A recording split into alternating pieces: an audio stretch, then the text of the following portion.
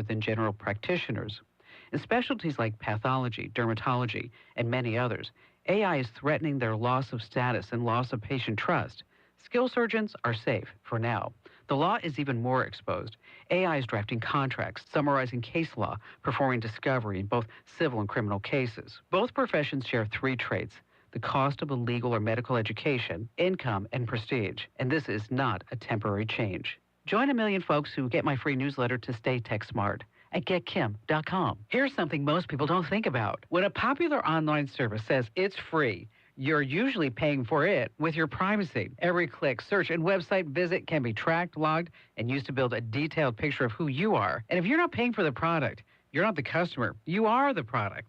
That's why I protect my online privacy with ExpressVPN. Your internet service provider can see everything you're doing online, and third parties can track your activity through your IP address. I'm not okay with that. With ExpressVPN, your internet traffic is routed through secure encrypted servers and an anonymous IP address, so your online activity stays private. It's fast, reliable, and incredibly easy. Just one click. One subscription protects up to 8 devices too. Right now, you can get my special offer of 4 extra months with ExpressVPN. Protect your privacy today. Go to expressvpn.com/Kim and you'll get that special offer of 4 extra months. Don't miss out. Go to expressvpn.com/Kim today. That's expressvpn.com/Kim. Talkback is sponsored by The Clinics.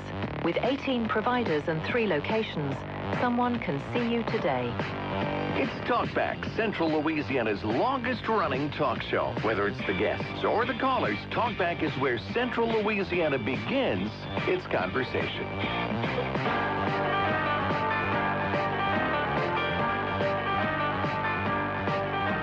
Well, good morning. Happy Tuesday. It's a terrific Tuesday on Talkback. Nathan Martin sitting in with Stephen Maxwell this morning, and we are commiserating the day of sadness and joy. A joyful day for those who enjoy Mardi Gras, because the day is here, and a day of sadness for those who have enjoyed the life of Robert Duvall and others of notable passing. Jesse Jackson, of course, passed away, but Robert Duvall's impact on both of us who like movies is definitely being felt today. Happy Mardi Gras, Stephen. How are you? Yeah, how's it going? Very good, very good. Had a good day yesterday after the show. Enjoyed a busy day, like most Mondays are for a pastor. A lot of pastors take Mondays off. I can't see how they do it because I have so much follow-up from Sunday. I got to, to take care of business. But I got to give a shout-out, though, that early this morning, I've had 2 recent trips to Red River Music, and I know they're not a sponsor, but I just got to say shout-out to them because I don't know if you saw the picture of my guitar head that broke a couple of weeks ago. I mean, somebody commented it's the femur fracture of guitars. The heads almost broke off. They repaired it, and it works great. And then I had another guitar that I'd been having fits with, electronics, and so I didn't, while I was picking up the first guitar I mentioned, they said, well, bring it by. We'll take a look at it. They got it fixed. And so shout out to Jamie in Denver over at Red River Music. And the pricing was amazing. I was just stunned at how reasonable the pricing was for those. I mean, that major repair on the guitar neck, and it was very, very reasonable. So, are you like a guitar snob? You have to have a certain one? No. I'll play anything. I got you. I don't care.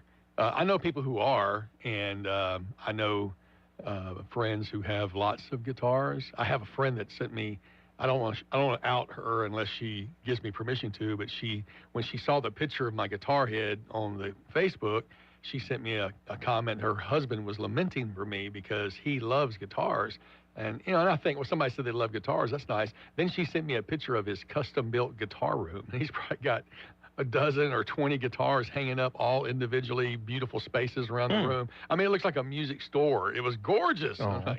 So, yeah, there are some people that really do. I have, I think I have 3. I have one at the house, one in my office, and one on the stage. That way, no matter where I am, I can just grab one and go. And they're all different. If you could make a room of something, your hobby, what would it be? My hobby? It would probably be musical instruments because and not just guitars. I have a I have a banjo and a mandolin and a bass. I have an acoustic bass, which is a very nice instrument to have because you don't have to plug it in if you're in a small room.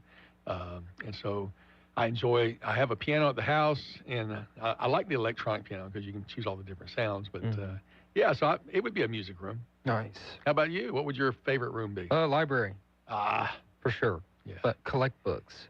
Well, I collect books, but I collect them on my Kindle. I have hundreds of books on my Kindle, and my phone doesn't weigh any more. I love Kindles, but I just love physical books even more. Yeah. So I don't know why I've just gotten I don't have a Kindle device. I just have the Kindle app on my phone, and I read every day. I'm on a 400 something day reading streak in Kindle. I mean, it keeps track of things like that, and I read every single day. I want to grow myself. I want to expand, and then of course my Bible. But even there, I found myself in the last few years doing all my studies on a computer. You know, I just all the resources are there. I had a great opportunity yesterday. I was talking with my dad about AI, and my dad's 85 years old, and he loves AI. He thinks it's phenomenal, you know. And we were chatting about different things, and he's like, he is still very simple in his prompts. His questions like, you know, explain this to me or tell me this. And so I said, well, Dad, you can tell AI to act like an expert in a certain field, and you can get it to explain something from that perspective. What do you mean? I said, okay. So we were having discussions about the Godhead and how it, I don't want to turn this into a religious show, but how it turned, kind of grew over the years from the strictly monotheistic view of the Jews to the Trinitarian view of modern Christians. And so I sat down at his ChatGPT. Both of us pay, subscriptions for it. And I said, for this question, assume that you are a first century Christian leader in the generation immediately after the apostles, and you have at your fingertips or at your disposal the writings of the disciples of the apostles, the ante-Nicene fathers. Explain their understanding of the Godhead. And it gave us this amazing, wonderful, first century view before the Council of Nicaea had developed in a more formal way. And he was blown away. So, yeah. And all that's at your fingertips. It's stunning. You just nod your head, yeah. No, I mean, we can go down that rabbit hole if you want to. Well, I didn't mean to go down it so early. We only have 45 minutes because we've got coming up in hour number 2. Matt Ritchie will check in. I think it's interesting to read the books that didn't make it either after the Nicene Council or whatever they called it. So very interesting stuff. Well, I do too. And why they decided what goes in there? Yeah, I think they're of great value. Somehow along the way, it was determined which books were considered inspired, which books were not. And so I don't make doctrine out of them, but to truly understand early Christians and early Christianity in the context of the day, I think it's very important to read. Interesting, a lot of folks don't realize the Apocrypha, which is contained in the Catholic Bible but not contained in the Protestant Bible, was actually... I'm getting a phone call from somebody who's usually listening, so that's kind of odd. That was actually contained in the original King James in 1611. It was in the Apocrypha, was in the 1611. So I hope this doesn't mean we're off air, but or maybe he meant to text and he just called by mistake. I'll find out because there's no text from him. All right, so caller, you know who you are. Let's go to the phone line and see who's there. Good morning. You're on Talkback with Stephen and Nathan. Yeah, that was me. I accidentally hit. Because you're listing my phone as radio announcer Nathan Martin. Yeah, radio announcer / pastor Nathan Martin. Oh, my God. And, I hit that instead of radio show. Right under that is radio show. Yeah, change that. Well, yeah, I will. But put recovering politician Nathan Martin. How about that? Well, I had a question about the religious stuff. I thought that was a fascinating conversation between you and your dad. But... just like, as my kids were coming up, I cautioned them about talking to strangers about Christianity until they were mature and had a sound understanding. And you go beyond the understanding of me and most Christians because of your vocation and your applied study, and that's great. So how does we all know that error has abounded since the beginning. So on the ChatGPT that you and your dad subscribe to, what if it had come out and said, there is no God. You know, the extreme right. Sure. error. You know, and you're a novice. Mm-hmm. You know, how do you use it for things you don't know about? That's my question.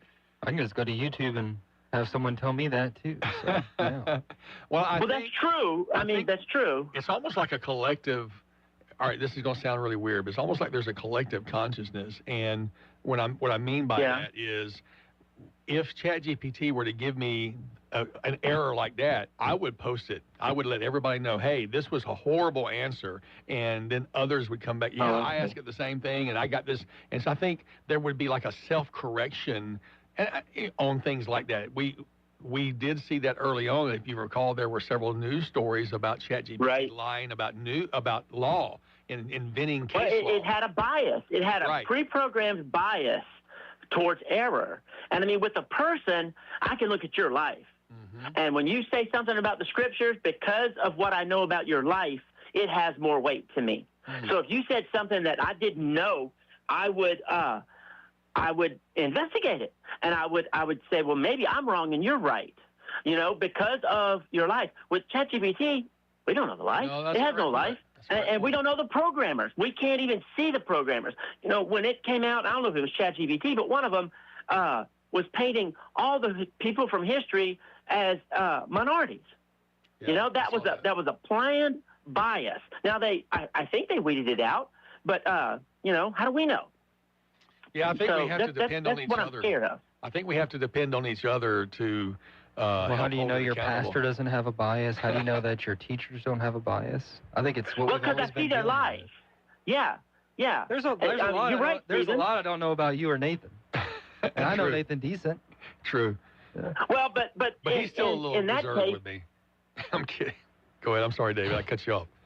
Well, in that case, when we test the information, and you know, when we're discussing, most of the things that I discuss with this show and that we hear y'all discussing are things that we know from history and from life and from community that are true or not true. You know, collectivism versus individualism. You know, but when you go to the scriptures, and man, we're talking about eternal truth.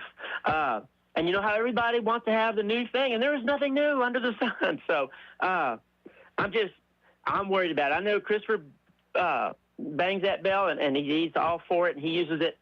But I'm scared. I think I use it because I think my Bing search uses AI.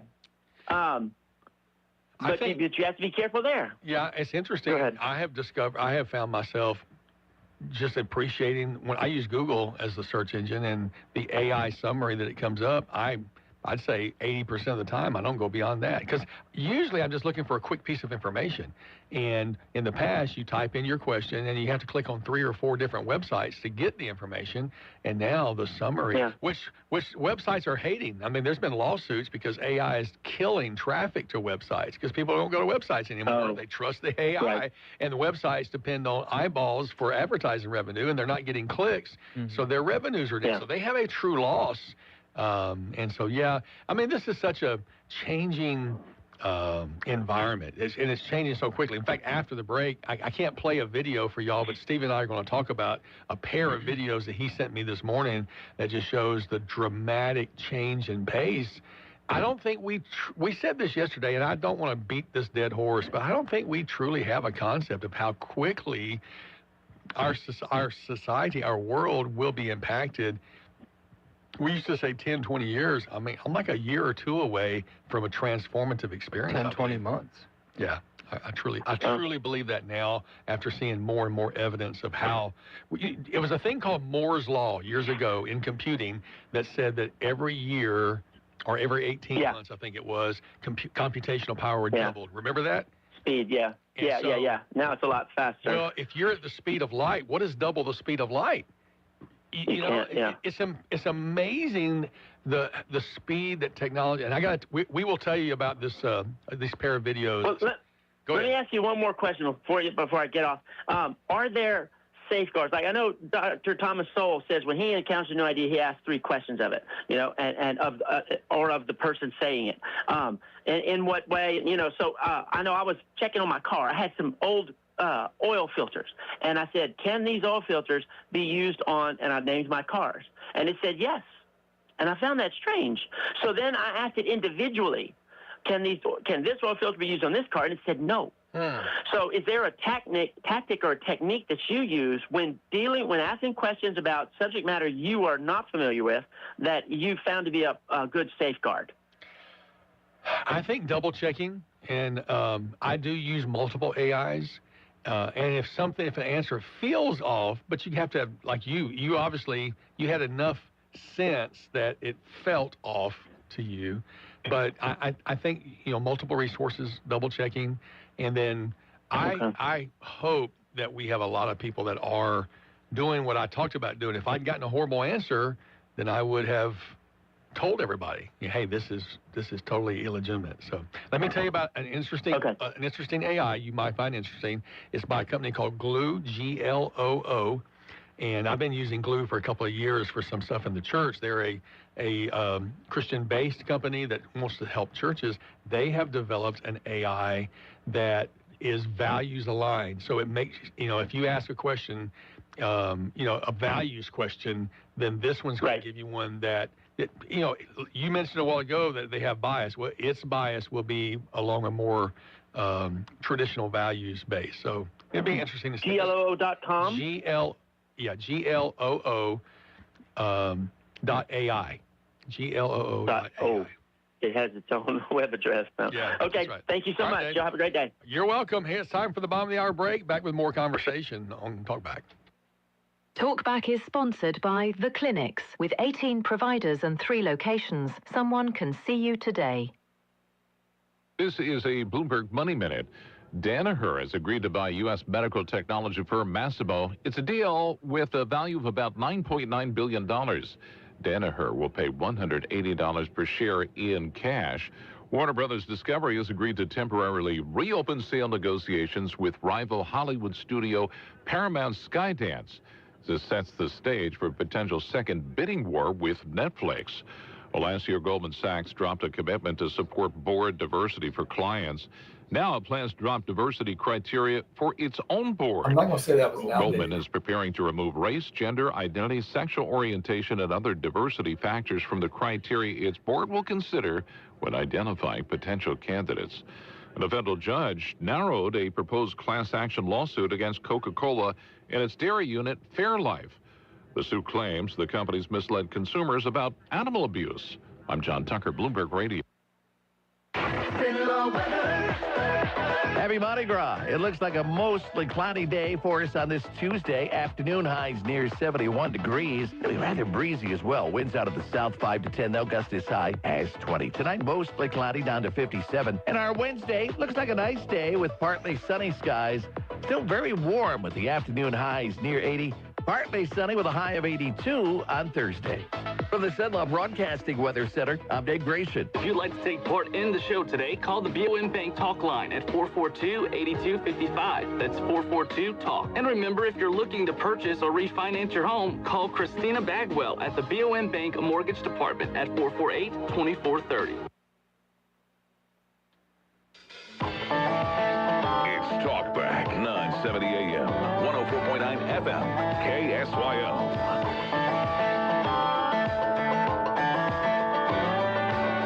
Welcome back to Talkback on Tuesday morning.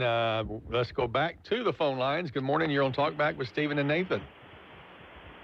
Yeah, I was very surprised to find out that I could contact you from this vehicle. Really? Well, yeah, because it's my wife's car, and I didn't know my phone was connected. Ah. It's hands-free, so technically speaking, I'm not in violation of anything. Of course, yeah. But anyway, another positive note. Yesterday, I got home around noon and found that my garbage hadn't been picked up.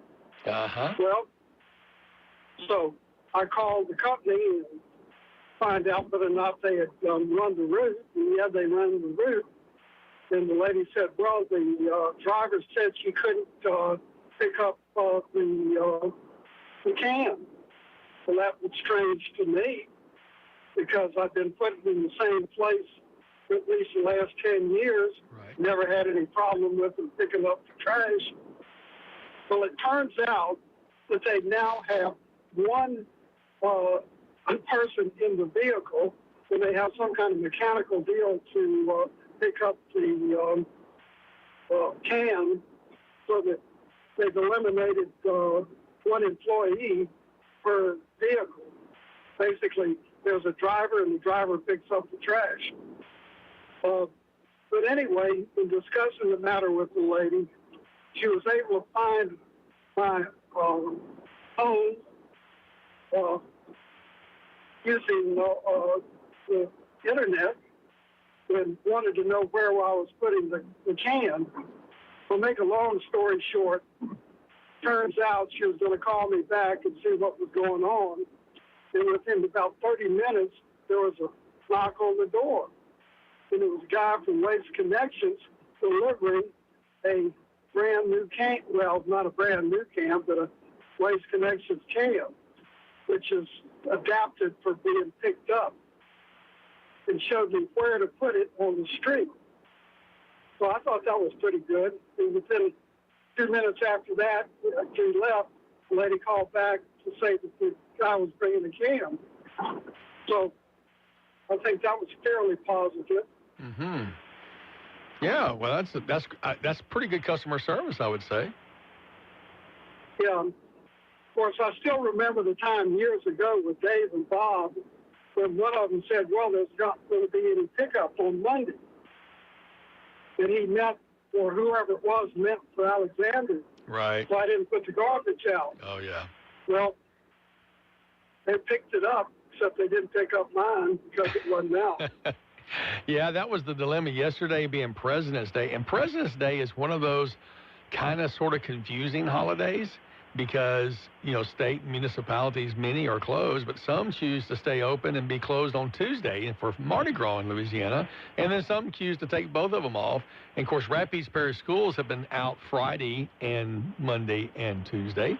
So you definitely have to keep track of your you know, not listen to the global blanket statement, because just because Alexandria does something doesn't mean Pineville's doing it, vice versa. And then the private haulers are a whole different ballgame altogether. Yeah, by the way, since you're talking about AI, I suspect that you and Stephen have pretty wide AI footprints.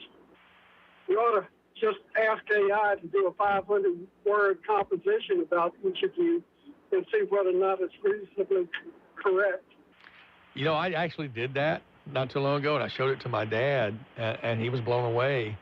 We were both blown away. I did that with Copilot. I didn't do it with ChatGPT. I did have ChatGPT make a caricature that I used on Facebook that drew, you know, a picture of me with my wife and my children.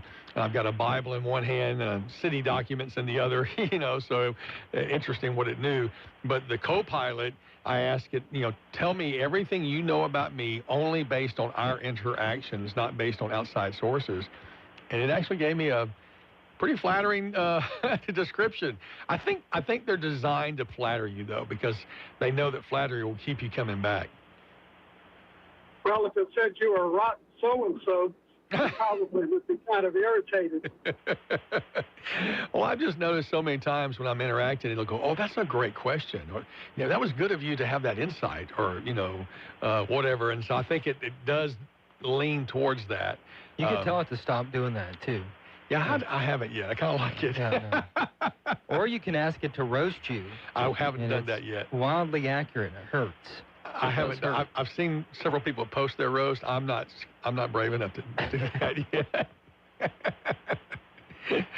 Oh my goodness. Well, interesting show this morning. Well, thank you. I appreciate it. Yeah, thank you very much. We've got another caller. We'll go to the giant line real quick. Good morning. You want to talk back with Stephen and Nathan? You remember several years ago when the price of fuel went up, they added a fuel adjustment cost to your bill, Waste Connections. Okay. I don't use them, but I can understand. Yeah, I know several folks did that, including Cleveland. Well, in the meantime, the price of fuel has gone down quite a bit. Mm-hmm. Have you noticed a decrease in your bill as a result?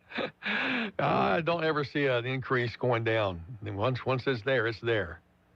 Well, Waste Connection comes out to about $2 a day to have them to service you, Wow. or $180 for 3 months. Seems kind of high to me. Wow.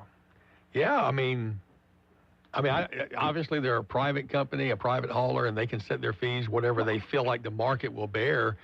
I know the city of Pineville combined fee and the sanitation's around, I think around $40 a month. I'm saying around. Yeah. But and that's twice a week pickup plus garbage. But a municipality, it's not a profit center. You're not trying to make huge returns to give you your stockholders. You're just trying to make sure you pay and cover your bills. And that is interesting. 40 versus 60 for a similar service. Yeah, Waste Connections. It seems to me like they are pricing themselves kind of out of business. But $180 for 3 months, and they only pick up once a week. I'm just wondering if there's a little bit better competition out there. Interesting. Yeah, I know there are some private haulers out there.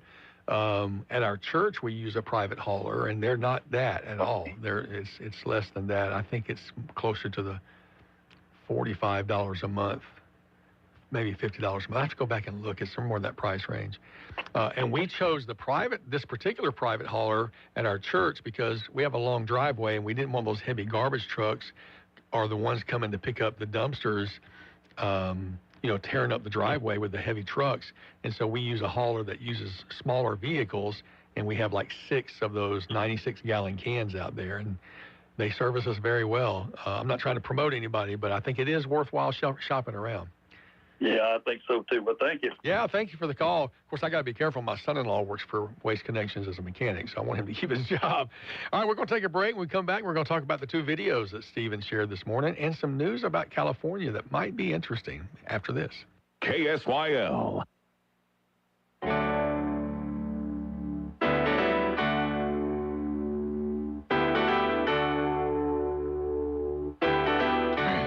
When I said after this, Now back to Talk Back. 970 AM, 104.9 FM, KSYO. I guess I meant after that. That was the totality of the commercial. It's like you're listening to a game and you hear, we're going to take a 10-second station identification. There you go. I wish it would say that. I didn't look at the log to see how long it was. Let's go back to the phone line. Good morning. You're going to talk back with Stephen and Nathan. Hey, good morning, guys. On the trash haulers, I will tell you, we got tired of Waste Connections not showing up on the days that they were supposed to. We called CNT Sanitation out of DeVille. They show up, rain, shine, sleet, snow. They don't care. Every Tuesday, they are there. We've had the only time they do not come is on Thanksgiving and Christmas Day. And those have not fallen in the 4 years we've used them. They have not fallen on a holiday yet. So, they show up every single week. And that has been the crucial. It's only $50 a month. Well, there you go. So it's a little less expensive, and then they show up. That's the most important part. We weren't having weeks where we'd go 2 and 3 weeks without them picking up our trash. We'd have to call. Wow. Yeah, it was getting ridiculous. The whole neighborhood. So it was quite ridiculous. I guess I'm enjoying my renting perk of a dumpster. Right. Look, I'd love a dumpster. the whole neighborhood was in that same position because everybody uses the same trash service. But like my neighbor across the street, or 2 neighbors across the street, both still use them. And when they miss, my neighbors are putting their trash can over by ours just to get them dumped. Just because they know our people will come. That's neighborly of you. Yeah. No, but, hey, look, you can't let your neighborhood stink. No, you're right. That's not okay. You're right. That attracts varmint. But things that go in the night and tear up stuff. Yeah, that's right. But this goes to that market economy where you're going to tell your neighbors, they're going to see who gets good service, and over time that other product will be probably adapted by the neighborhood because it's a better, cheaper product, and there goes free market economy working for you. That's it. That's it. And then the referral system works very well. That's exactly right. Now, if you can only get a $10 off every time you refer somebody, that'd be even better, wouldn't it? Oh man, that would be awesome. I'd give you my code right now.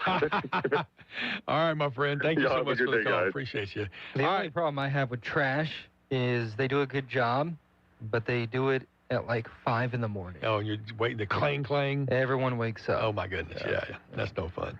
All right, so let me talk about these 2 videos you sent me this morning. Now I'm preparing and my phone goes off and I see an X post. I don't know what it is, and so I have to wait till I'm finished brushing my teeth or whatever it is I'm doing. And before I finish, another one goes off. I'm like, well, Steven sent me 2. That's some good show prep. Well, they were videos that I can't show as far as here on the air, but I can describe them. The first one was a movie. I think it said a $200 million movie made in an hour, or something like that. 36 minutes or something. Yeah, and so I was blown away.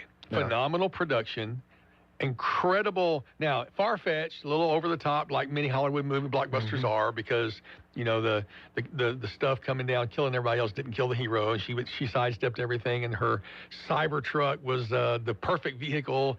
I did wonder, though, if there was this EMP blast that brought down the Cybertruck kept working somehow. I don't know how that worked.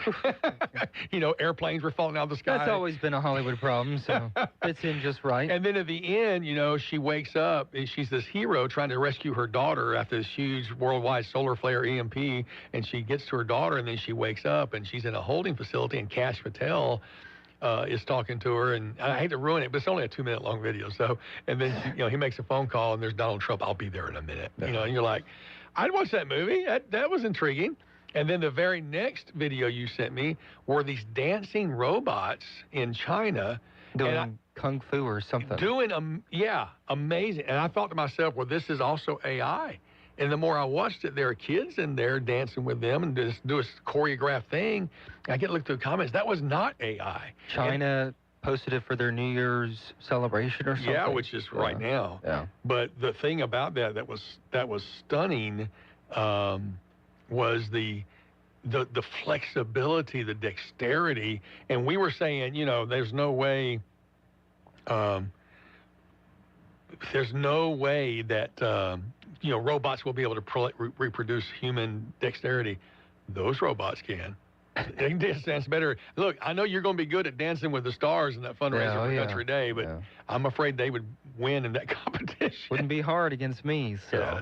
Yeah, it's pretty amazing what they were doing. I mean, if you see the videos here of like Boston Dynamics, they're fumbling and bumbling. The robots fall over a lot. Yeah. Well, whatever China just put out, it's pretty astounding. And what interesting, they showed a video. They did the same thing a year ago for New Year's, and they had the dancing robots, which were fairly rudimentary, kind of hokey steps that you would expect from a robot. These were stunning. And then the master robot with the samurai sword. Well, I guess it wouldn't be a samurai sword. It was Japan. It was China, not Japan. But nevertheless, all I could think of was if if one of those robots gets a hold of one of those swords and wants to wipe people out, he would. There'd be nothing. So yeah, it was pretty amazing to see. I had to check and see. Grok AI said it was real. It actually aired, and it's pretty amazing. And China's kind of been leading the way with a lot of those humanoid robot technologies. So it's going to be a race to whoever perfects that industry. Yeah, sure.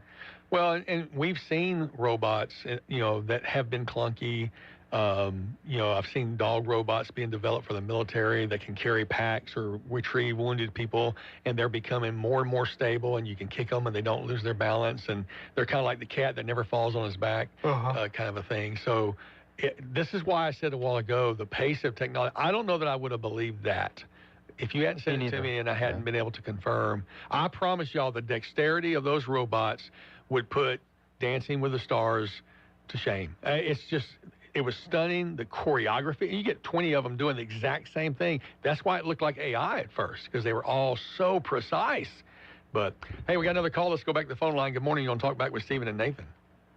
Happy New Year. Happy New Year. So anyway, Boston Scientific robots are much better than anything the Chinese are putting out. He's talking about the first or second generation of Atlas. You should see what they got now. And see how this morning y'all were talking about AI and how it makes mistakes and stuff like that. You're talking about ChatGPT and everything like that. That proves to me that AI is not going to rule over us. It's not going to pass law or boss us around. We're going to boss it around. It's just a tool. Yeah, I think what everybody's afraid of is autonomy, though, and self-awareness. That's where the whole iRobot movie with Will Smith comes in. You know, what happens if it goes rogue? You know, yes, it's a tool, but we've seen industrial tools kill people because of accidents. You know, somebody falls into a chip grinder or whatever. So we definitely want guardrails, don't we? And then these are two different things. Robotics and AI are two different things, but when they're combined, then you have an artificial intelligent robot that can make decisions on its own. Well, I don't think. Are we going to have AI pastor of a church? I don't think so. Yeah, we talked about that a little bit yesterday. I think people are still going to want flesh and blood to hug them, to hold their hand, to pray with them. They're going to want that human connection for those spiritual matters. I would hope. I don't know, man. It's that's all it is. You have AI girlfriends now. Yeah, that's because they're nuts. Y'all have a Yeah, always appreciate hearing from you. Thank you for calling. I mean, the AI girlfriend thing is real now. It is real. People are falling in love, and AI.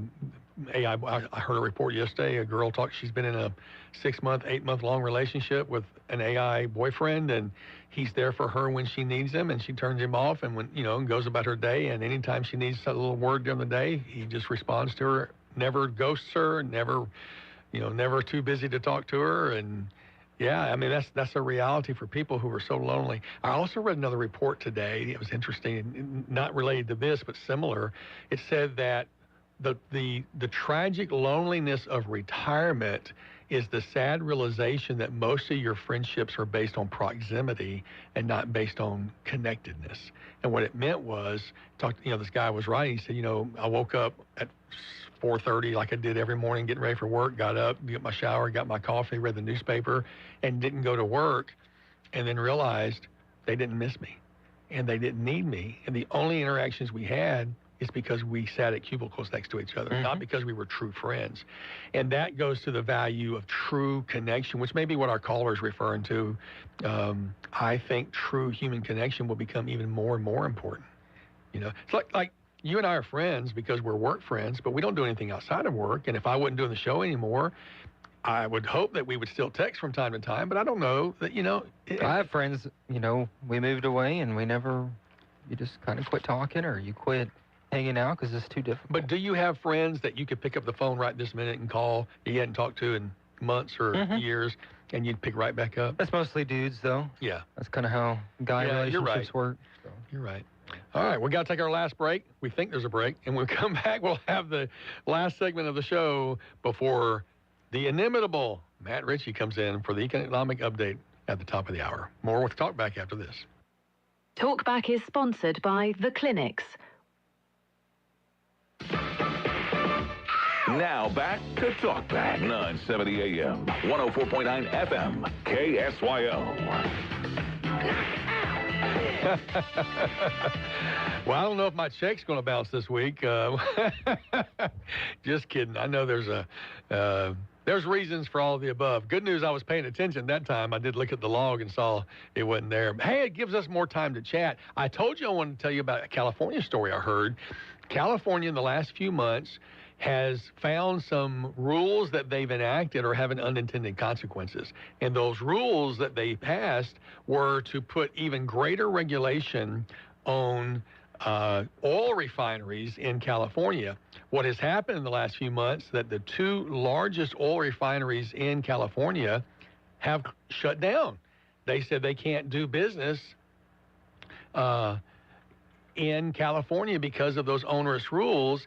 And California has gone from importing only 5% of its oil to now having to import 70% of its oil, gas, refined fuel products. And what that means is, what was gas the last time you filled up? 220s maybe? Yeah, I was going to say, I saw it this morning, 214 at Circle K when I drove by. As of mid-February 2026, the average price for regular gasoline in California is $4.56. It's literally twice what it is here because they have no refineries and they have no import. And guess where they're importing from? Some is coming from Houston through the Panama Canal and getting over there to them. There are no pipelines between Texas and California. California didn't allow pipelines. There's a new pipeline that's being built between Texas and Arizona, but it's going to take 3 years to complete, and they feel like they'll be able to import from there, but they're having to truck in gas, and they're bringing in gas on ships, not only from Houston, but from China. They're importing gas from China, and one of our largest trade competitors in the world in California. I got all this from the Wright Report this morning. I enjoy listening to that fellow, former CIA officer, and his take was not only is it hard on consumers, but what happens if we have a war in the Pacific and we can't fuel our ships because one well-placed bomb in the Panama Canal knocks it out, and now the only way to get oil on the Western Hemisphere or the western side in the Pacific, is incredibly costly. So those are things I wouldn't think about, and now I am because of the Wright Report. But it's just things like that, and their goal and their rush to have a net zero or lower carbon emissions and whatnot, their prices are twice as high, and the security of the United States may be impacted. Intriguing. Hopefully the U.S. government is coming up with plans for something like hopefully. that. I'm assuming they are. Alaska does have some refineries on the West Coast. Washington has some. But the report this morning was that Washington's refineries pretty much take care of Washington. They don't really have enough excess capacity. So there are still some refineries in California, but they're not down south. And there's plenty of oil off the California coast. Plenty of oil, but they don't allow for the, at least as far as they have control. And I think California has even impacted the federal government regulations on offshore drilling, just like Florida did, didn't they? Didn't Florida have some impact on that? Can't remember. You don't remember? No, I don't know. You slept since then. Yes. Well, I thought that was very interesting, how those unintended consequences are. We didn't talk at all yesterday about Marco Rubio, his speech over in Munich. Did we even mention that? That was a world-class speech. If folks haven't taken a listen to that, that's 22 minutes of the best time you'll spend, where he doesn't speak of American exceptionalism. He speaks of Western exceptionalism, but the decline and these consequences of wholesale migration, which Europe is experiencing in a big way, the non-integration of cultures into your culture as a nation, and how the dilution is actually weakened all of us. And it's a call to a renewed partnership that many European leaders were really responding positively to. They were very favorable to his speech. Yeah, it was an interesting one. I would say that he will end up being the front runner for 2028 in the Republican Party. I know they're trying to crown J.D. Vance, right? But I think he's been much more impressive. For me, now, in 2016, I was a Marco Rubio guy back then. That's the guy I liked. Of course, Donald Trump got it, but he has been so impressive. Some people are saying it would be a Vance-Rubio ticket, so you'd have 8 years of that, and then you'd have 8 more years of Rubio and whoever. Others are saying, like what you're saying right now, let's just go straight to Rubio, because they're not as impressed with J.D. Vance. J.D. Vance gave a similar speech a year ago in Munich at the same event, but his was more of a hit you in the face, slap you, this is what you're doing wrong. Rubio's was more of a collective, these are things we need to do together. So I wonder if they're not playing bad cop, good cop, kind of a let's do this on purpose. Well, you're being overly optimistic there. There's history tells you that it won't be 24 straight years of Republican domination, but... No, I wouldn't tell you that's what I thought. I'm just telling you what they think, promoting. And so Rubio, I think he would be the better choice, for sure. Well, he's definitely, I don't want to say smoother. I hate to use that term and talk about politics, but certainly refined and feels presidential when he speaks, or sounds presidential. All right, that wraps up the hour. You don't have to listen to us ramble on anymore, because coming up in the next hour, the expertise of Matt Ritchie will be on display with the Central Louisiana Economic Update. So stick around for that. Have your calls at 318-442-8255, the BOM talk line number. If you've got questions, Matt's got answers, and his are usually right. We'll see you guys after this break with Matt Ritchie on Talkback.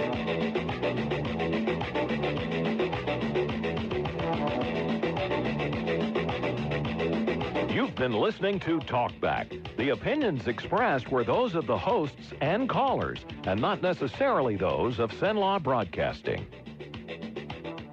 AM 970, FM 104.9, KSYL, and KRRV 100.3, HD3, Alexandria. This is CBS News on the Hour, sponsored by Pfizer. I'm Deborah Rodriguez. Jesse Jackson, a charismatic champion of civil rights who pushed for a rainbow coalition, died today at the age of 84. Team coverage begins with correspondent Ed O'Keefe. In his statement this morning, Jackson's family wrote, quote, "Our father was a servant leader, not only to our family, but to the oppressed, the voiceless, and the overlooked around the world. His unwavering belief in justice, equality, and love uplifted millions, and we ask you to honor his memory by continuing the fight for the values he lived by." I'm Michael Wallace. Civil rights leaders are praising the Reverend Jesse Jackson and his legacy. National Urban League president and CEO Mark Morial tells CBS Mornings Jackson brought the ethos of civil rights into mainstream politics. There would not have been a Barack Obama without a Jesse Jackson. The Reverend Al Sharpton says when he wanted to rebel, Jackson kept him on track. He kept his country on track, kept his world on track. He became the moral center. He became the standard bearer. President Trump's posted to Truth Social saying he knew Jackson well. He calls him a good man with lots of personality, grit, and street smarts, someone who truly loved people. His family says Jackson died peacefully. They don't say where or give a cause, though he suffered from a rare neurological disease. Indirect nuclear talks between the U.S. and Iran lasted about 3 hours today. Lise Doucette is in Iran. The word from the top negotiator for Iran, the foreign minister Abbas Araghchi, he said, we're going to Geneva with real ideas. And that's what we're hearing here, too, that Iran is now ready to compromise. It's ready, for example, to look at diluting its highly enriched uranium. President Trump has repeatedly threatened to use force if Iran doesn't rein in nuclear production. In a rare show of force, Iran announced temporary closure of the Strait of Hormuz today for live-fire military drills. Court documents reveal information about the person who killed 2 people and critically wounded 3 at a high school ice hockey game in Pawtucket, Rhode Island yesterday. CBS's Anna Schechter. The shooter had a history of conflict with their family, disputes, even bringing that into the court system, and that their gender identity had been part of some of these disputes with family members. The shooter died of a self-inflicted gunshot. Artificial intelligence is everywhere now, including Vatican City. Sabina Castelfranco reports from Rome. The Vatican will begin to offer AI-assisted live translations of Mass in 60 languages. Starting next week, the faithful will be able to follow services on their smartphones during the main celebrations at St. Peter's Basilica. This is CBS News. You still got it, but your immune system weakens as you age, making it harder to fight flu, pneumococcal pneumonia, RSV, and COVID-19. Ask your doctor or pharmacist which vaccines you need. Sponsor. Cashback is not available on gas in New Jersey and Wisconsin. Couponing. Wow, you didn't strike me as the coupon type. Just trying to stay ahead of inflation. Gas, groceries, everything. It's all more expensive. I need to save wherever I can. Have you tried Upside yet? Upside? What's that? It's a free app that I use that pays cash back for every gallon of gas I buy. You've got to buy gas to get around anyway. Might as well get paid for it. Come on, does that really add up to anything? I've already made around $200. The extra cash helped pay down my bills, and I even had a little extra left to treat myself. And the Upside app is free? Totally free, and the cash back is real. You can transfer the cash right to your bank account. I'm downloading Upside right now. Download the free Upside app now to earn cash back every time you buy gas. Use promo code BOOST to get an extra 25 cents per gallon on your first tank. You can cash out anytime right to your bank, to PayPal, or a gift card for Amazon and other brands. Just download the free Upside app and use promo code BOOST for a 25 cents per gallon bonus on your first tank. That's code BOOST for a 25 cents per gallon bonus. A sex assault survivor is telling her story in a new book. Giselle Pellico was the woman at the center of the biggest rape trial in French history. For a decade, her husband drugged and raped her. He and 50 other men were convicted last year of sexual assault. Pellico told the BBC last week that women of abuse must stay strong. I've carried that shame for more than 4 years. I thought that if I was able to overcome it, all victims could do it too.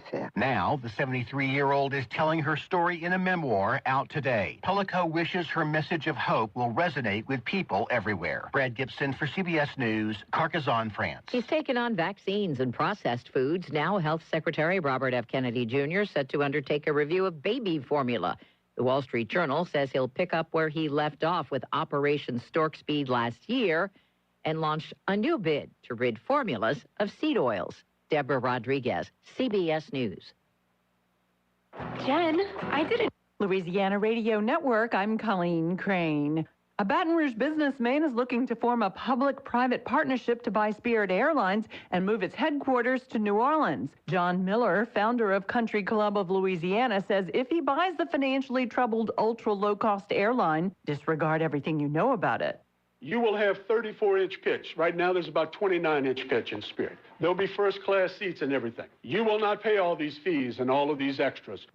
Most of the country got up and went to work this morning, but Louisiana is celebrating Mardi Gras, and Lieutenant Governor Billy Nungesser is hosting 6 travel riders as they ride with him in the crew of Bogfalia Parade in Covington. Nungesser says hundreds of thousands of people travel to Louisiana for Mardi Gras weekend, and the out-of-state revelers are not just going to New Orleans. We are seeing people coming because of the affordability to places like Houma, Morgan City, Lafayette, Lake Charles, Alexandria, and we see those numbers going up every year. LRN. This past weekend, Leland and Gussie Lacache of Natchitoches Parish were honored as this state's longest married couple. The Lacaches celebrated their 79th wedding anniversary on Sunday. Louisiana Family Forum President Gene Mills says Gussie waited for Leland to return from World War II before she accepted his proposal. Finalized the deal until he came back alive 2 years later, and that's when they got married. The two met in Flora, Louisiana. Mills says Leland played guitar with 2 friends on Saturday nights. He was a guitar player, and they loved to dance. Mills says Gussie has this advice for any married couple. She said it's patient and hard work. I'm Jeff Palermo. Northeast Louisiana has lost a high school coaching legend. Former West Monroe football coach Jerry Arledge has died at the age of 83. He was defensive coordinator for 8 state championships and then succeeded Don Shows as head coach. KONE TV sports director Aaron Dietrich says, I don't know if we'll ever see a 1-2 punch like Don Shows and Jerry Arledge in high school football in the state of Louisiana ever again. LRN. Happy Mardi Gras. It looks like a mostly cloudy day for us on this Tuesday. Afternoon highs near 71 degrees. It'll be rather breezy as well. Winds out of the south 5 to 10. They'll gust as high as 20. Tonight, mostly cloudy down to 57. And our Wednesday looks like a nice day with partly sunny skies. Still very warm with the afternoon highs near 80. Partly sunny with a high of 82 on Thursday. From the Cenla Broadcasting Weather Center, I'm Dave Gratian. Talkback is sponsored by The Clinics. With 18 providers and 3 locations, someone can see you today. It's Talkback, Central Louisiana's longest-running talk show. Whether it's the guests or the callers, Talkback is where Central Louisiana begins its conversation.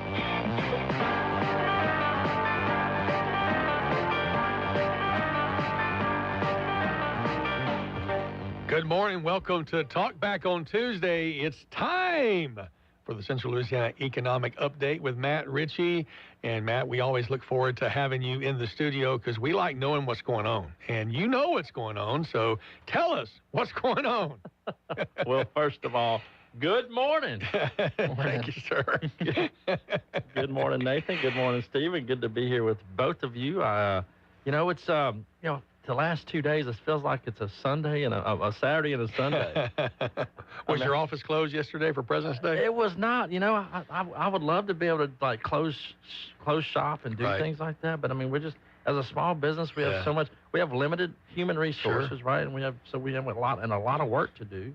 And no, we weren't on. Yeah, we did the same thing. We can't take off for a lot of federal holidays. Most federal holidays. Now, obviously. I talked to my staff yesterday about this because, they have friends who aren't working and that kind of thing. And but the reality of it is like I said I'm pretty flexible on holidays. I'm flexible when they leave, but doctor's appointments.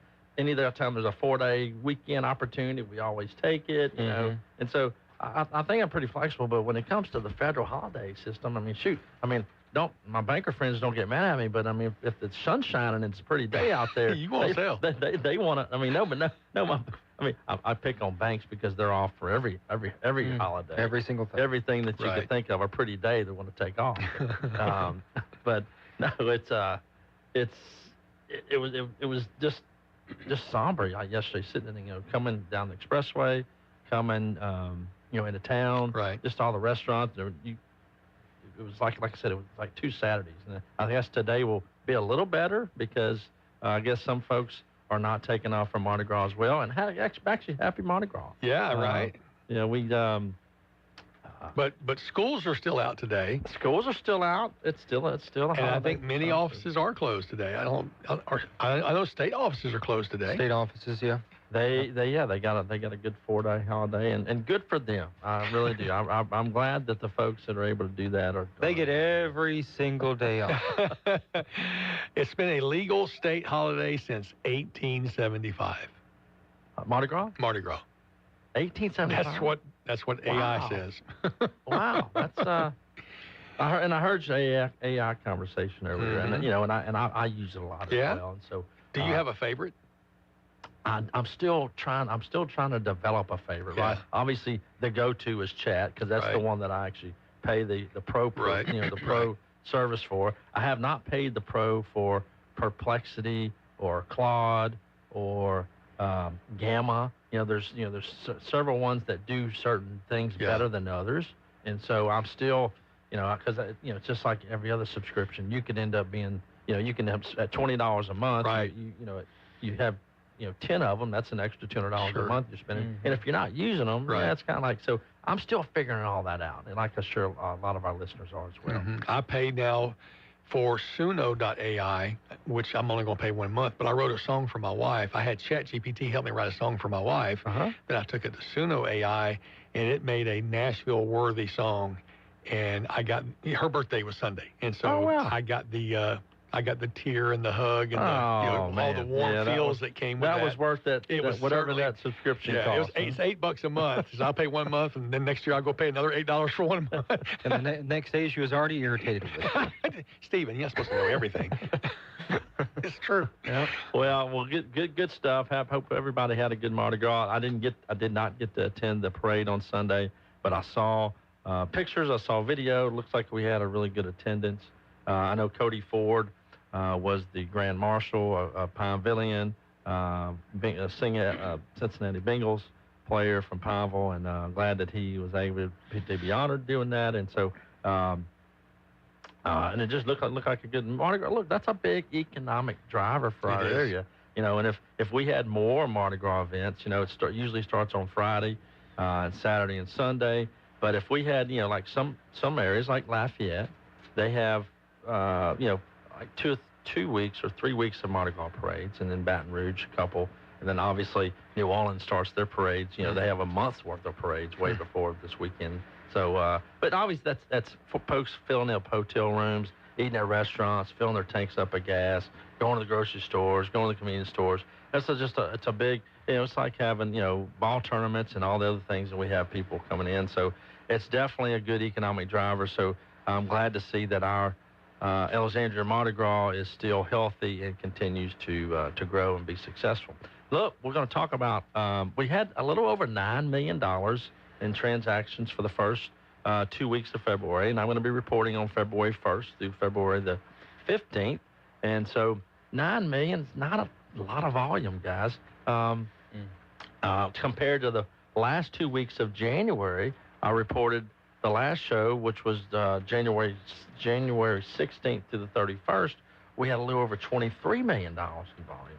And so think about the first 2 weeks of February, we have just a little over 9 million, and we're going to go over several of those. And now I will tell you, there was one sale that did not, the largest sale of the last 2 weeks took place, and it did not get counted because sometimes sellers or buyers do not want their sales price disclosed. But sometimes you can kind of guess or what they paid for it because they can't hide the mortgage. So when I go in and I look at when I'm researching these transactions, I may see a sale where I'll give you for instance, I know it was the largest transaction of the first 2 weeks. It was the YC Pineville Hotel LLC out of Reno, Nevada, which for locals that means that's the Country Inn and Suites over in Pineville. And it sells to Pineville Conference Hotel LLC out of New Llano, Louisiana. So that's actually, so you got an out-of-state seller, you have a out-of-town buyer, but a Louisiana buyer, and it sells, and it's, you know, that transaction sells last week, and they mortgaged $5.2 million. So that tells me that they, I mean, obviously they paid at least $5.2 million for it. And they could have bought it for less, but most likely not, because I think there's about 90 to 100 rooms in that hotel. Plus they have the conference center, which is an additional value to an income generator to the hotel. And I would think that, I would have thought that that's probably somewhere in the $7-8 million sale. Well, I was going to say, could it be that they borrowed more than they paid in order to do some refreshing? They could have, but that.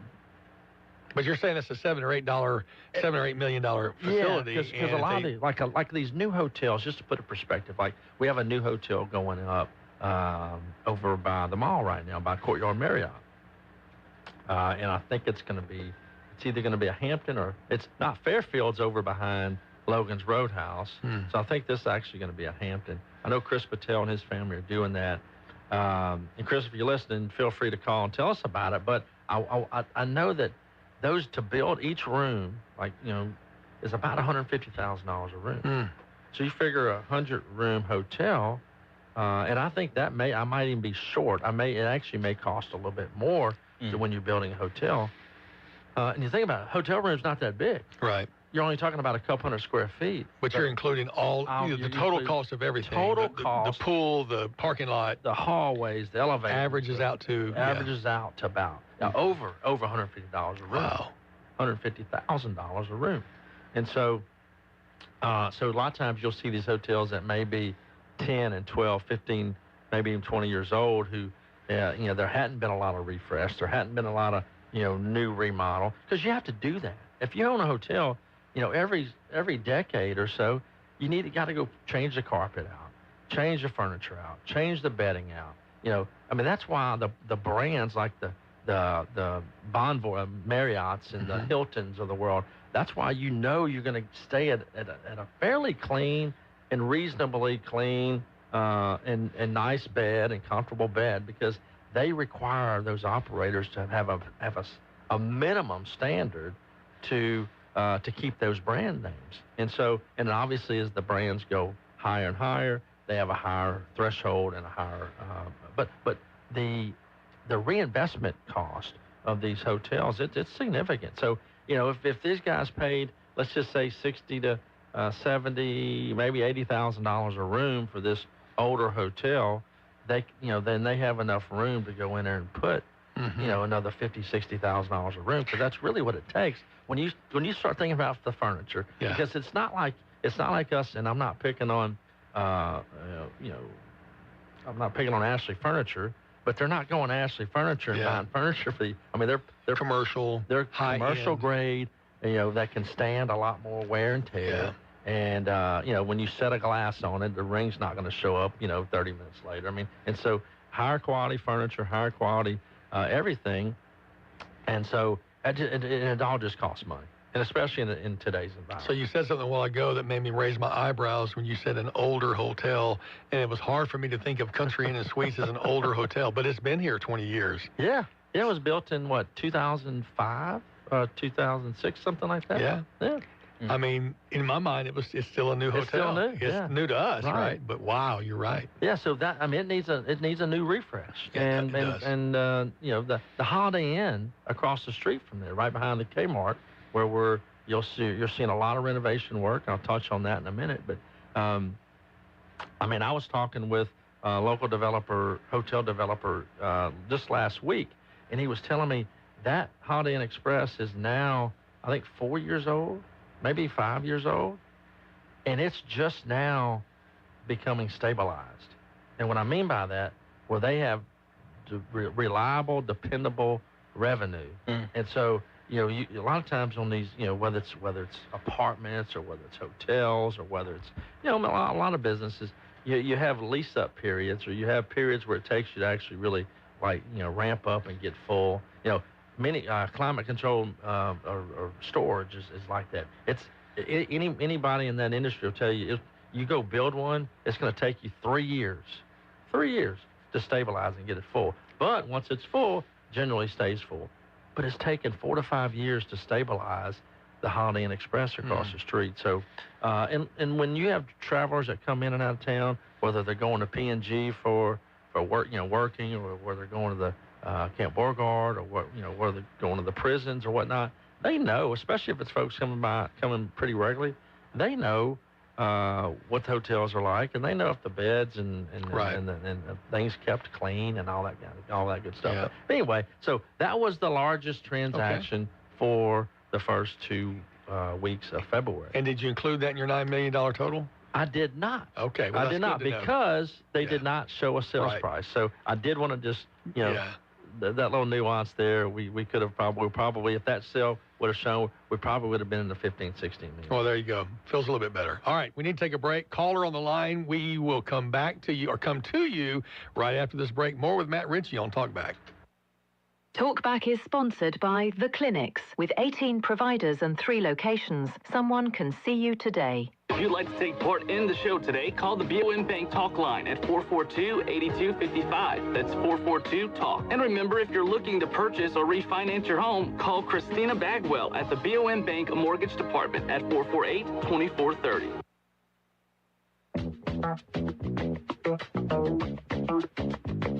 970 AM, 104.9 FM, KSYO. Now back to Talkback. All right, welcome back to Talkback, and we are going to talk back to a call. Well, we're going to let the caller talk back to us. Good morning, caller. You're on Talkback with Matt. That was a quick break. It was, wasn't it? Yeah, Steve went to go check why. We haven't had in the last 2, haven't. So there may be a glitch in the computer. We'll see. Gives us more time to talk to Matt. Yeah, that's right. Yeah, Matt, quick question. All right. It seems like in the last few years we have had nationwide a rash of bed bugs at various hotels, and not just low-end ones.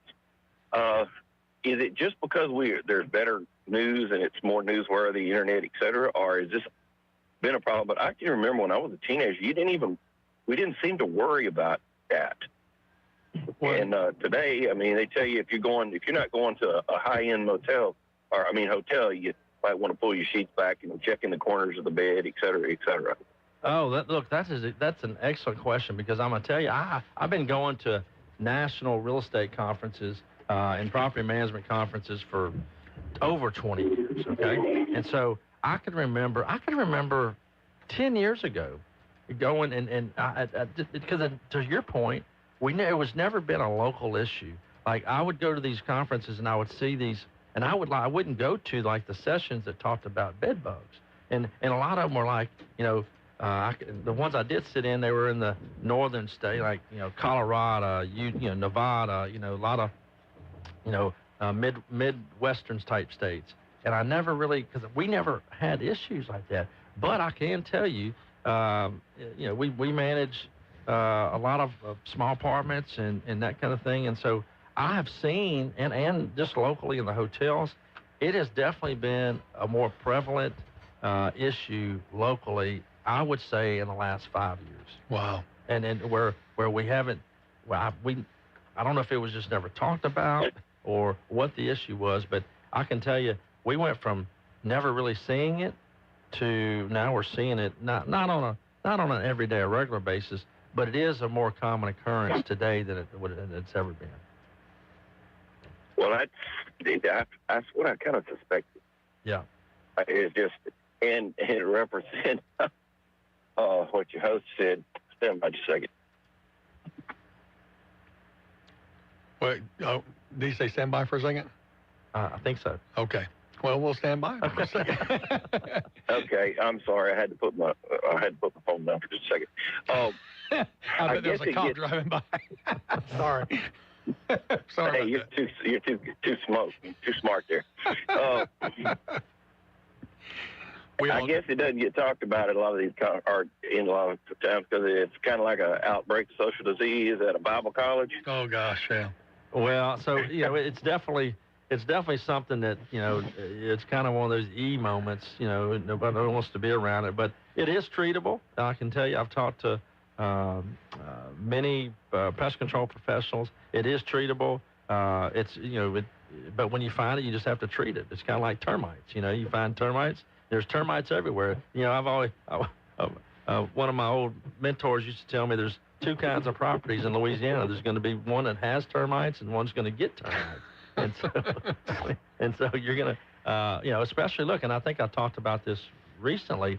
We had a building, commercial building over in the Kings Country area that by the time I listed it, and then, a month later, we had an inspection. We had a buyer on it.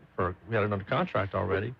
It had taken on termites where we had no sign, had not seen termites. 30 days later, we did. I called one of the local pest control companies, and he said, "Where's it at?" And I told him. He said, "Yeah, there's a swarm in that particular area, and that we've seen over the last couple of years." And so anybody that has real estate in that area needs to be checking them out pretty regularly. We had a termite, our termite company actually came to us last year, and they said there's a swarm in Kingsville. Yeah. We just want to come check you out. I thought that was incredibly proactive. Absolutely. Yeah, no doubt. Are y'all discussing Formotions or just regular ground termites? No, this actually was Formosan. I couldn't recall, but yeah, those are obviously the faster ones, right? Yeah. Right. Then they don't require access to water, if I remember correctly. Yeah, Richie may know about that. Yeah, well, I do know. Well, I want to tell you what I know about Formosan's.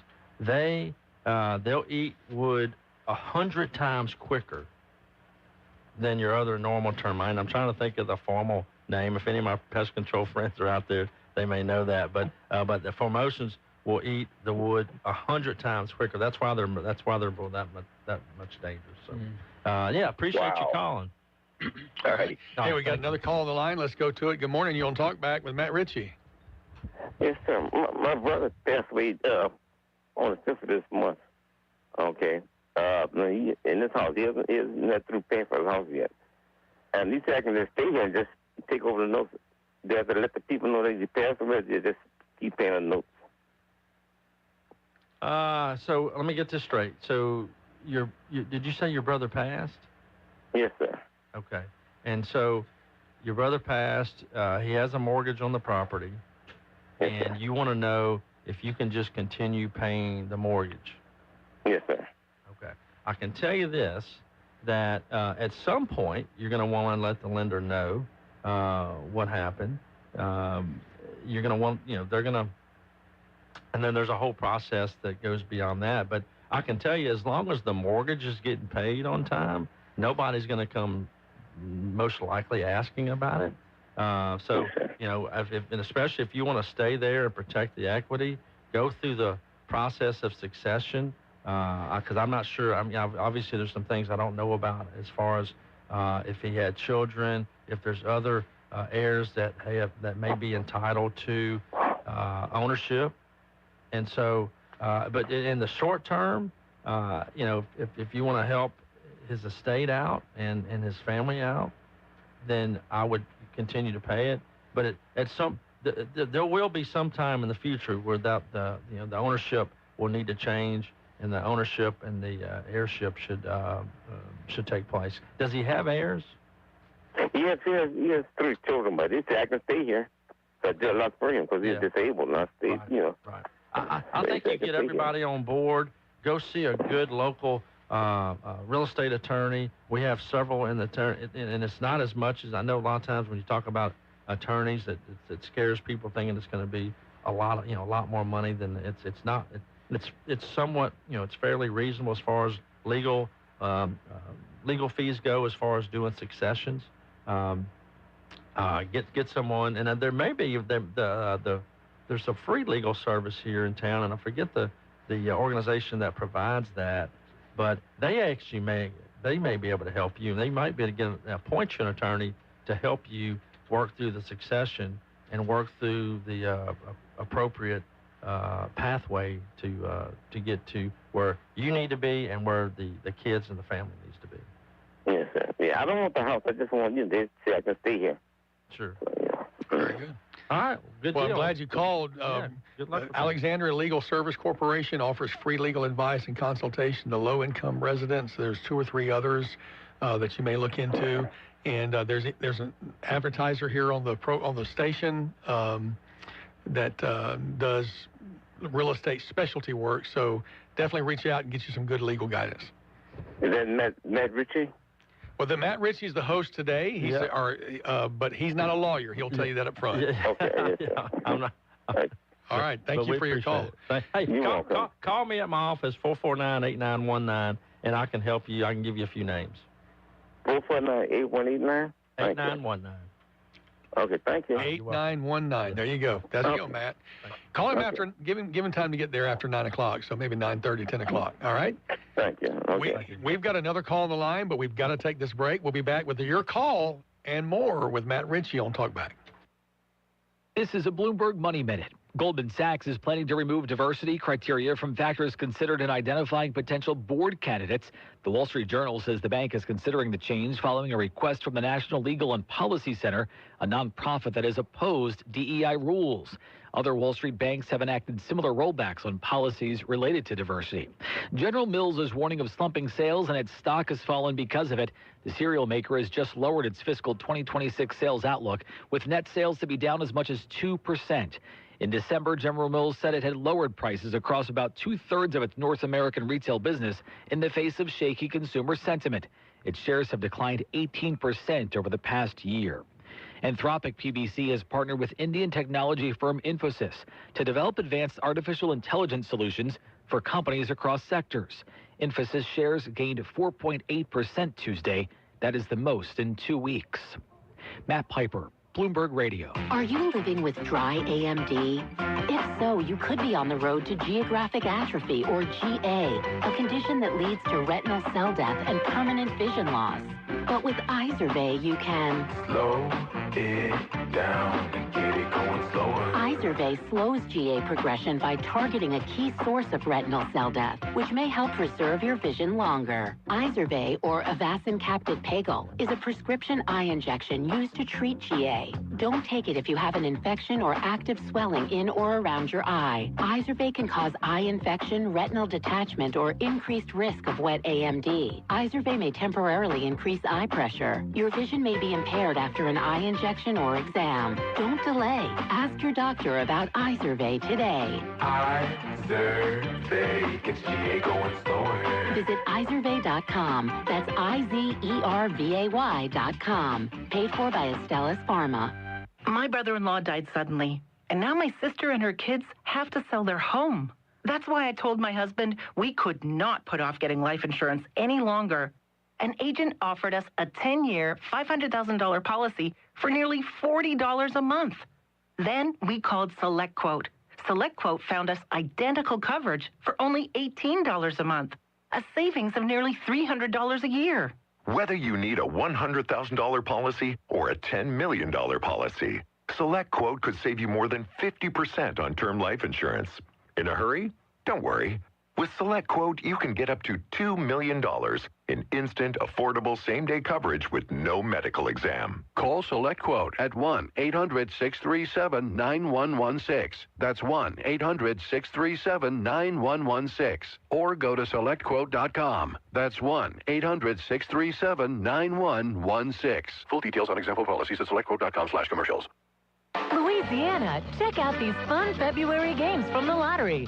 Pinch it, peel it, cash it out. If you like your crawfish with some extra kick, then play Crawfish Cash Out. Win up to $3,000. Straight out of the pot and into your pocket. This chicken comes with a side of... If you want a shot at some serious cash, then pick up Winner Winner Chicken Dinner. Top prize, $12,000.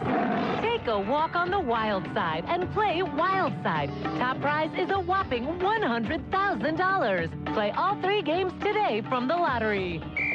Saints fans, it's not too late to get in the game by playing Game Ready and Saints Game On. Win up to $100,000. Enter second chance drawings for Saints prize packages with a chance to win up to $1 million. Visit LouisianaLottery.com for more details. Louisiana Lottery, celebrating 35 years of reasons to smile. Must be at least 21 to purchase. mother-in-law weather. Happy Mardi Gras. It looks like a mostly cloudy day for us on this Tuesday. Afternoon highs near 71 degrees. It'll be rather breezy as well. Winds out of the south 5 to 10. They'll gust as high as 20. Tonight, mostly cloudy down to 57. And our Wednesday looks like a nice day with partly sunny skies. Still very warm with the afternoon highs near 80. Partly sunny with a high of 82 on Thursday. From the Cenla Broadcasting Weather Center, I'm Dave Gratian.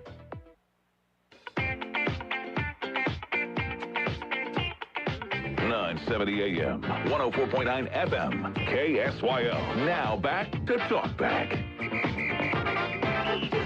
Not only back to Talk Back, but talk back to your phone calls. Caller, good morning. You're on the line with Matt Ritchie. Yeah, I was wanting to know about the dirt pad across from Procter & Gamble. It's got foam boards in the plumbing. It's been sitting there between the two banks there. Oh, yeah. What is that? Well, that was going to be a quick serve restaurant. It was a chicken place. There was a chicken franchise. Slim Chicken. Slim Chickens. Yeah, I remember that because that was right about the time this summer we were actually traveling, and I actually knew that was coming, so I ate at one.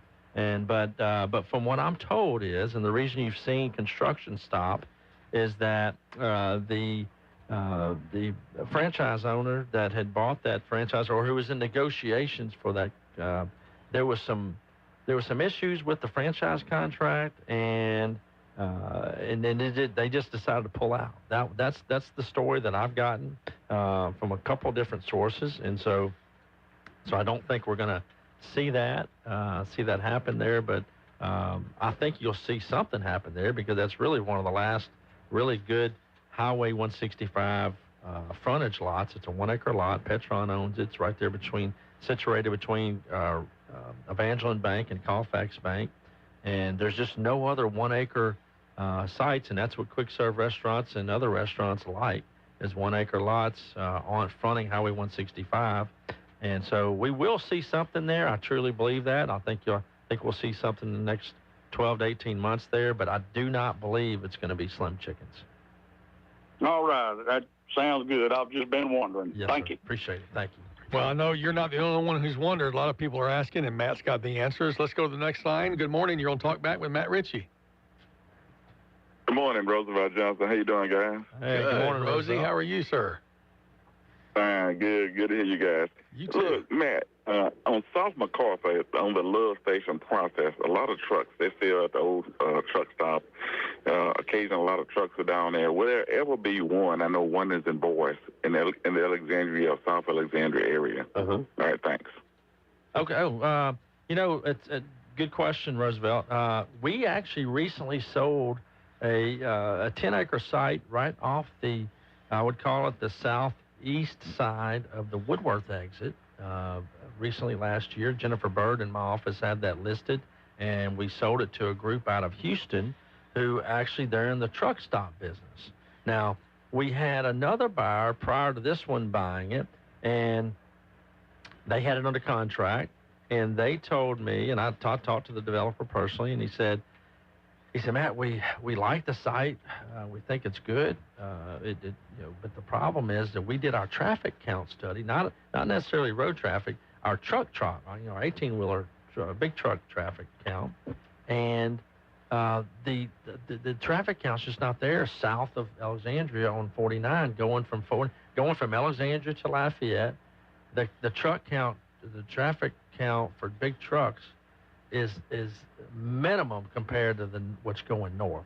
So if you think about all the trucks coming out of Procter & Gamble and Plastic Pack and all that truck traffic coming down from 165, it's going north and it's not going south. Interesting. And so that's why that particular truck stop developer decided to close down or decided to not move forward with the sale. But right behind it, a couple of months later, we had a group come in. Now, granted, I think they paid about $500,000 for it, between $450,000 and $500,000, and that's nothing to sneeze about. But it's also really not a lot of money when you start talking about truck stop sites and land of 10 acres right off of a major interstate that way. But the reason I tell you that story is because that study or that gentleman's reporting and his due diligence talked about that, and that's not something that I had thought about or the radar about the amount of truck traffic south of Alexandria versus north of Alexandria. So with that being said, I don't know that we'll see one south of Alexandria. I can tell you, I do know that there was one. Circle K was in the truck stop construction business. They were expanding their footprint in the truck stops up to about 2 years ago. I recently purchased the former Alexandria Seed property on Broadway Avenue that we recently went in and did a complete rewrap and made all those warehouses look new, and we have a nice corporate tenant in there now. And then Long's Preferred Products is on the front there around the corner. I can tell you, Circle K wanted the Long's Preferred Products and part of that big warehouse development, which was former Alexandria Seed, and they wanted to do a Circle K truck stop there. If they could have put both those parcels together, it was just one of those situations. That they couldn't make it happen, but that is a location that they wanted. A Circle K, big company, wanted to do. So I think I have mixed feelings about and plus they needed a larger site too, Roosevelt. They needed about an 8-acre site. Like I know the old I-49 truck stop right there on Sugar Mill and North and South MacArthur is about a 4 to 5 acre site. So when you start thinking about all the the new footprints, the way that they build truck stops now, I don't know without having more land available if a truck stop could go at that location. Yeah, thanks, Matt. That's I wanted to hear, but that's great information, so for the public to hear. All right, good deal. Thank you, Roosevelt. Appreciate your time. Thank you, Roosevelt. As always, good hearing from you, sir. I tell you, Roosevelt's one of those guys that I get a text from several times a year, Thanksgiving, New Year. It's just a good guy, great community guy, and appreciate him. And Matt, what great information you provided right there. I mean, that was well beyond the scope of an average person's knowledge of traffic patterns. And I'm sure Mayor Wilkin would love to have a truck stop in Ball, 165 North somewhere, but I just don't know if there's any land for it anywhere until you get outside of town. So. Well, and you got to want development. Yeah, you got to want development and be able to and be able to do what they need. Really. Boyce reached out and snagged that Loves up there. I mean, their city limits have reached way. Oh, down they the did. road. Like that's that with that stretchy arm guy. That's exactly right. All right, we got to go take a break. We'll be back with more with Matt Ritchie right after this. KSYL. Tired of that same plumbing issue? Call Southern Air Heating and Cooling. Plumbing problems, large or small, Southern Air will fix them all. And you'll get service with no delay from certified technicians the very same day. Take advantage of our $99 drain clearing special and our 0% financing for those larger jobs. Call Southern Air Heating and Cooling at 318-777-5555 or visit us online at southernairnow.com. The official heating and cooling provider for LSU football. Hello, I'm Sarah Kramer of Kramer Funeral Home. Funerals don't just signify that a life has ended. They celebrate that a life was lived and loved. At Kramer Funeral Home, we understand the importance of celebrating a life well lived. And since no two people are alike, no two funerals should be alike. We will assist you step by step in creating a meaningful service that honors your loved one's unique life. Let us, the staff at Kramer Funeral Home, be your personal guide. For over 35 years, Security Metal Roofing has been Cenla's trusted name for metal buildings and roofing. When it comes to the highest quality materials at rock-bottom prices and top-tier service, nobody does it better. And don't worry, great prices doesn't mean cutting corners. Our Cool Chemistry color sheeting comes with a 40-year warranty, plus the peace of mind that comes with a team that has over 150 years of combined experience. From sheeting and red iron to roll-up doors and insulation, you get more for your money at Security Metal Roofing. Whether you need a new roof, carport, or are building your dream shop, we're here to help every step of the way. Apples to apples, we won't be undersold, and that's a guarantee. Call 445-0223 for your quote today, or visit us at Security Metal Roofing on Masonic Drive in Alexandria, or online at securitymetalroofing.com. Security Metal Roofing, your local experts in metal roofing and buildings, where quality, service, and price come together. When buying a home or property, you have a choice for your real estate closing attorney. Vine Legal Services, LLC is a full-service title company offering residential and commercial real estate closings, title insurance, and more. Call your Alexandria, Louisiana attorneys, George Fine and Jeremy Cedars, at 318-767-2226 to learn more, or visit fine-lawyers.com. Let your realtor and lender know that you choose Fine Legal Services. I start every workday morning off the same way. I stop in and pick up breakfast at Wilmore's Mobile and Sub Express. It's convenient, quick, and oh so good. Croissants, biscuits, breakfast subs, and their hot coffee is the perfect pick-me-up. They always ask me why I'm in such a good mood when I get to work. Improve your mood. Stop by Wilmore's any weekday morning from 6 till 9 and get your day started right. That's Wilmore's Mobile and Sub Express right there on the corner of North MacArthur Drive and Bayou Rapides Road. This is Insurance Commissioner Tim Temple. Sometimes dealing with an insurance company doesn't go the way it's supposed to, but you're not alone.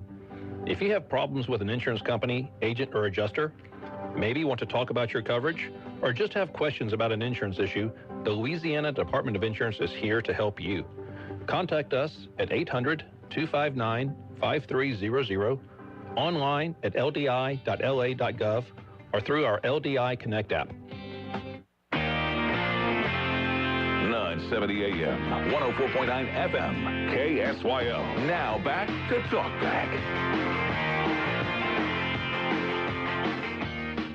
Welcome back to Talk Back, and the phone lines are lit up again, Matt. I don't know what you put in your coffee this morning, but it had phone call attraction juice in it. Well, let's roll. All right, good morning. You're on Talk Back with Matt Ritchie.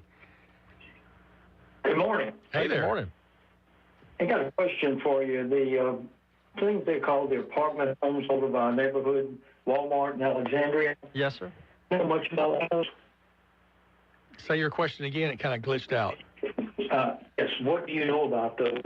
We actually sold the developer that tract of land. J.D. Duran with Duran Family Investments, who's been really a prominent duplex and apartment builder here locally over the last 5 years or so.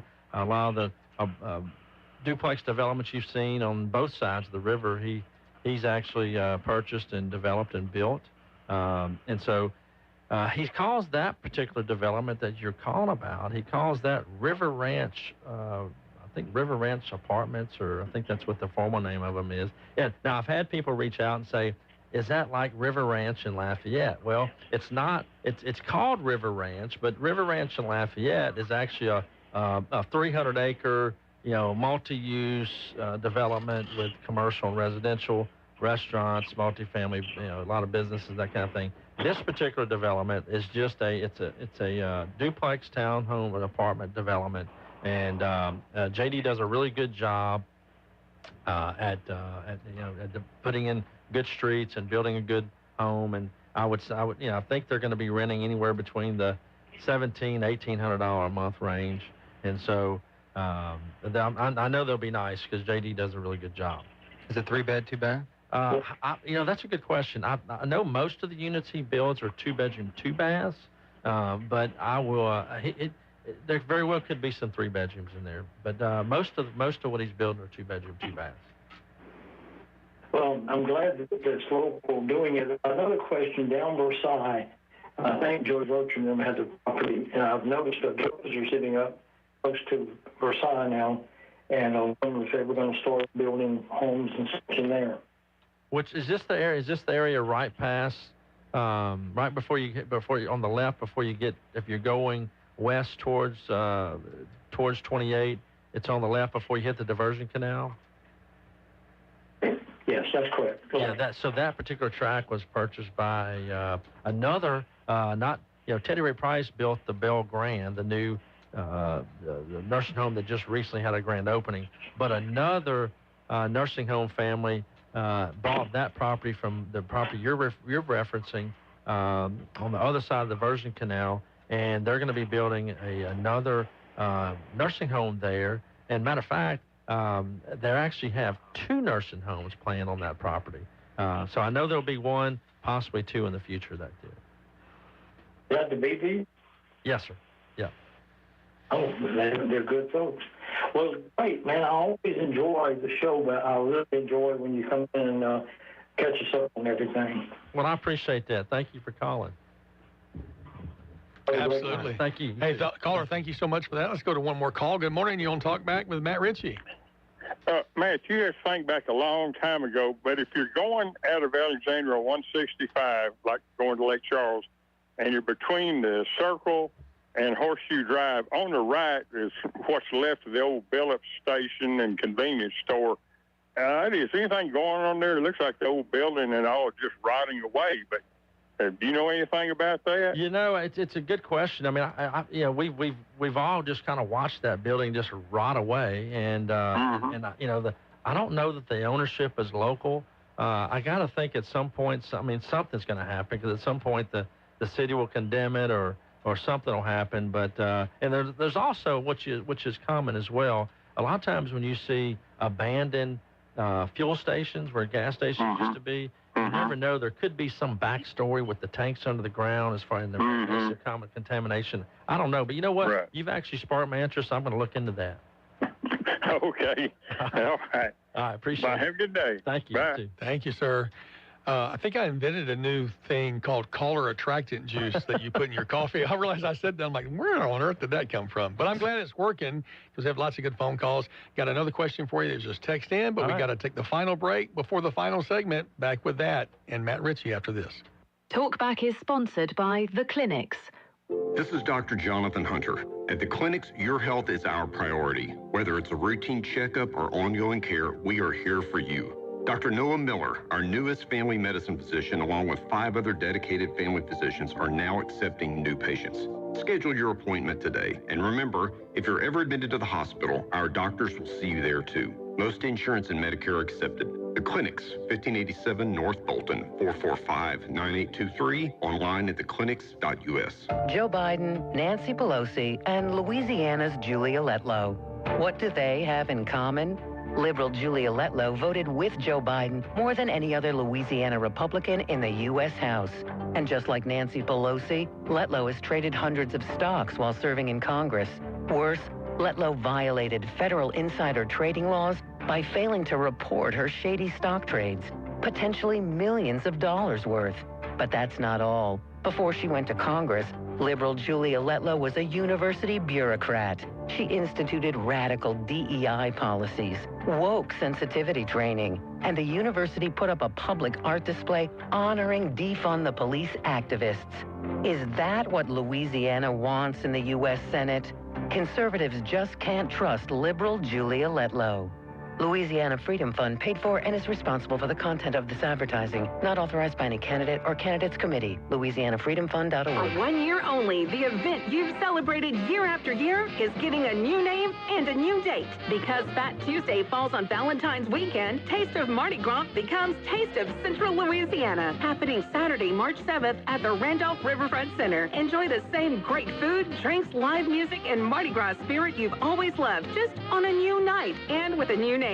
For a full list of events, visit AlexandriaPinevilleLA.com and plan your trip today at ExploreLouisiana.com.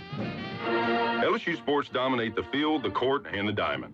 And at Advanced Office Systems, we're bringing that same championship spirit to businesses across Louisiana. From large organizations to school districts to privately owned businesses, we deliver top-tier Canon and Toshiba copiers with fast local service, cutting-edge security, and cost-effective solutions. If your office needs a winning game plan, team up with the pros who always deliver. Call Advanced Office Systems today, where performance meets championship service. Hi, this is Lieutenant Governor Billy Nungesser. We need your help to stop litter and keep Louisiana beautiful.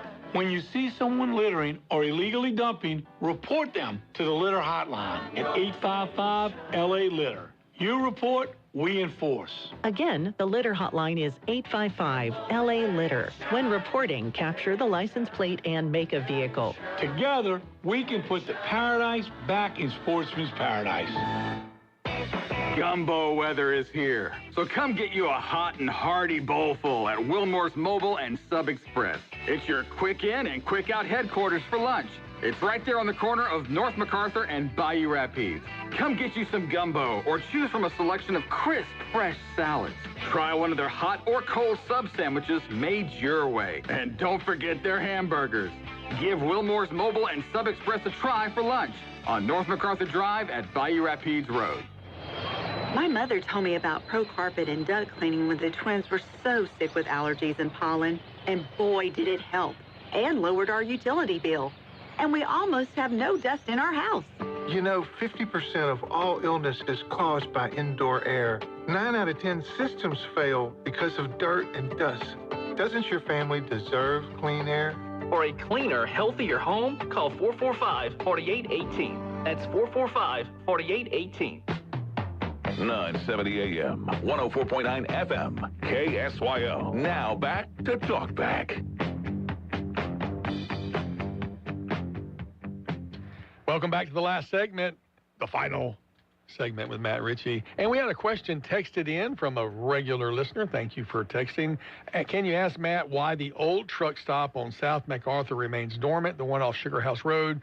You may have covered this already, just popping in. So you kind of covered it earlier. Yeah, when Roosevelt called, I actually talked about that particular. I think Roosevelt was asking about that particular site. But yeah, just to recap, that site, I do not believe it's big enough, and that to what a modern day truck stop needs to be with the amounts. It's kind of like it's kind of like we went from years ago, having so just what we call a normal fuel station, to now you've got everybody wants to be a Buc-ee's, and so right, that's a good point. Bigger and bigger and bigger, and so if you look at the truck stops, like Love's is sitting on 7 acres. You're talking about the one in Reppy Station? Love Reppy Station. Okay. Now, they didn't have enough parking. Mm-hmm. And so they went and bought another 7 or 8 acres across the street. That's right. And so, now that's a 15-acre site. And so these truck stops need large sites for big trucks, because if they're going to do any kind of volume, they got to have enough big place they need to have the capacity. Well, I'm on the planning commission. I remember when that came through, and we said you don't have enough spaces, because I think they ended up putting a car wash or a truck wash, if I remember. I think they were thinking about that, but then they had to have the water detention ponds. That's right. They had to put the water somewhere. But they still had to have enough parking. Now, you mentioned Buc-ee's. Crazily enough, they don't allow 18-wheelers. No, I thought they had a component. They don't have a component. I'm not like where everybody else is a Buc-ee's guy. I stay away from Buc-ee's. Have you been to one? I have been to one. I don't see the allure of them. I don't see the draw. Yeah. I don't see the amount of time it would take to go actually fuel up and go inside of it. Well, you're going to spend some money. Just all the above. I mean, I'll just pass that exit and go to the next. It's pronounced Boosie's now. Is it really? No way. No, don't tell me. It's like on TikTok. It's like Boosie's. Okay. Well, I do like my first one was in Wharton, Texas, which is about an hour south of McAllen. Of Houston. Okay. On 59, and we always stopped there on Mexico trips because, and that's maybe a third of the size of the new Buc-ee's now. It's nowhere near the size. I like that size because it's not, this congested mall at Christmas time. It's really get in and get what you like. But their fajita taco or fajita burrito is amazing. It's really good. Now, look, if they had something like that I really like, I'd probably go. Yeah. But it'd have to be really, it'd have to be like Judy Burger good. Like if anybody that knows, remembers Texaco Judy 28, Burgers, absolutely. If it was Judy Burger good, then I would probably drive 100 miles. Well, the fajita burrito is really good. I stopped one day at the one in Baytown, Texas, on the way somewhere, and I bumped into John and Leslie Valenzuela and their sons. Of all places, and to bump into somebody at a Buc-ee's at the exact same time. So, and of course everybody likes their the beaver nuggets. So, but you wouldn't eat those.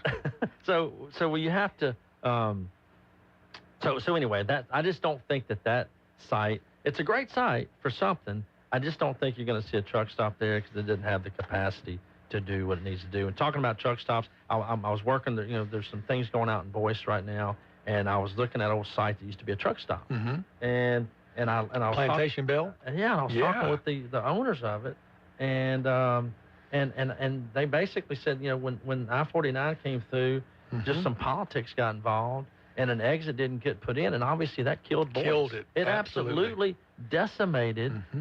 Not only did it decimate their business, it decimated the town of Boyce. It did. And if you think about the way exits work in the town of Boyce, it's just really jacked up. Mm-hmm. And it's really, it's interesting and sad that politics got involved in that. Now, Plantation Bell had a great hamburger. Oh, my gosh. They were Judy Burger good at Plantation Bell. 6 acres is the size of that truck stop at Sugar House. Just no way. Not way. All right, Matt Ritchie, thank you once again. You've given us great information. We look forward to seeing you in 2 weeks, right? Well, we're going to be back in a couple of weeks, but it may not be the next Tuesday. All right. Well, we'll follow up, let everybody know. Thank you guys for being a part of the show today. Come back tomorrow. It'll be Steve and me again as our compatriot Al continues his journey to the National Religious Broadcasters Association annual convention, and we'll be seeing you tomorrow. God bless you guys. You've been listening to Talk Back. The opinions expressed were those of the hosts and callers.